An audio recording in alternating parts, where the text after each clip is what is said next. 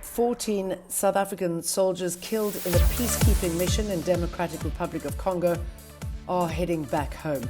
Their bodies have been repatriated. They were killed last month while stationed in the eastern city of Goma. Donald Trump threatens to take over the Gaza Strip and targeting youngsters to take up the dangerous habit of vaping. This is Eyewitness News.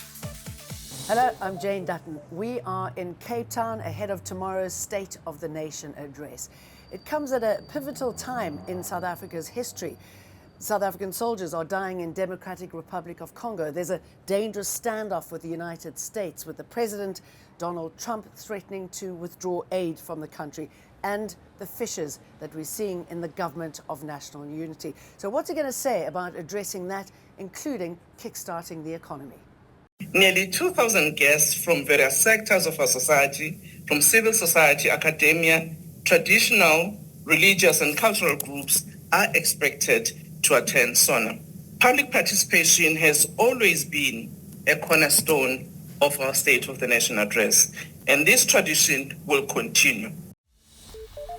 But first, 14 soldiers killed in a peacekeeping mission in DRC are back home.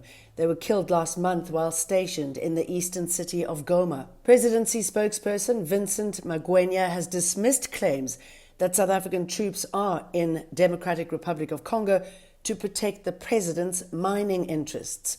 Magwenya says South African troops have been involved in peacekeeping missions in the region for more than 20 years. Yesterday, the EFF alleged the DRC mission was mainly to protect mining interests of President Ramaphosa's associates and friends.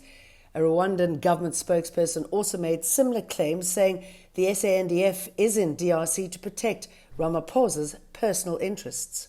And so to reduce such a long commitment to the attainment of peace in the DRC, in our continent, to the protection of mining interest, is completely devoid of any truth. Parliament's Defence Committee say they will look to hold a closed-door meeting with the Defence Force to obtain more details about the deployment of soldiers there. Defence Minister Angie Motshekga and SANDF Chief Rudzani Mapwanya provided scant information about the South African mission at a joint meeting yesterday, saying equipment and logistical details could not be shared in an open forum.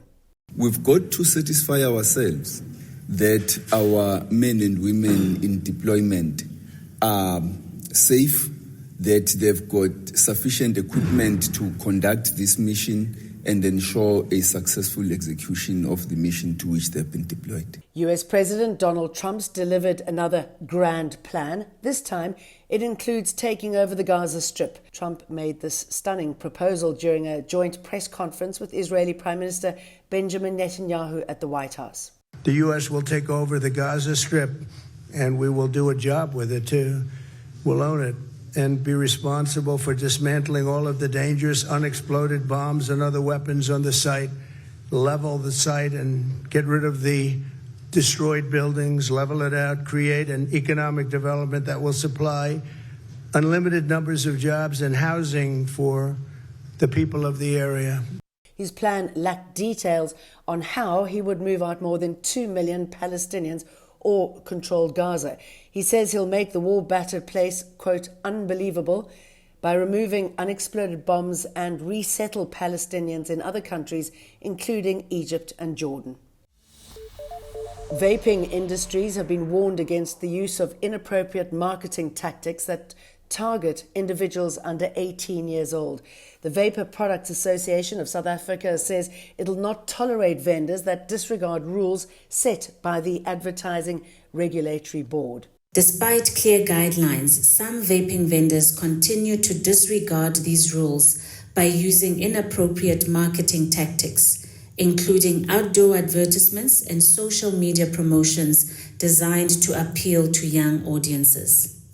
Put down your phone, switch off your social media, and take a moment during the course of the day to read to somebody. Today marks World Read Aloud Day, set aside to highlight the power of sharing stories. Reading aloud to children helps them develop critical skills, assists in building vocabulary and reading for meaning. Western Cape Cultural Affairs and Sport MEC Ricardo McKenzie said in a country where 60% of homes have no books and that 80% of children cannot read for meaning, reading should be a national priority. I want to encourage all people to read aloud, whether you are a parent reading to your child, a teacher reading to learners, a young person reading to your friend, or a volunteer reading to an older person. Reading has so many benefits. Let's all get reading and inspire those around us to start reading too. That's it from us today. We'll see you tomorrow at 5 p.m. when we go live 2 hours ahead of the President's State of the Nation address. See you there. Eyewitness News, in touch, in tune, and independent. For the latest, log on to ewn.co.za or ewn.mobi.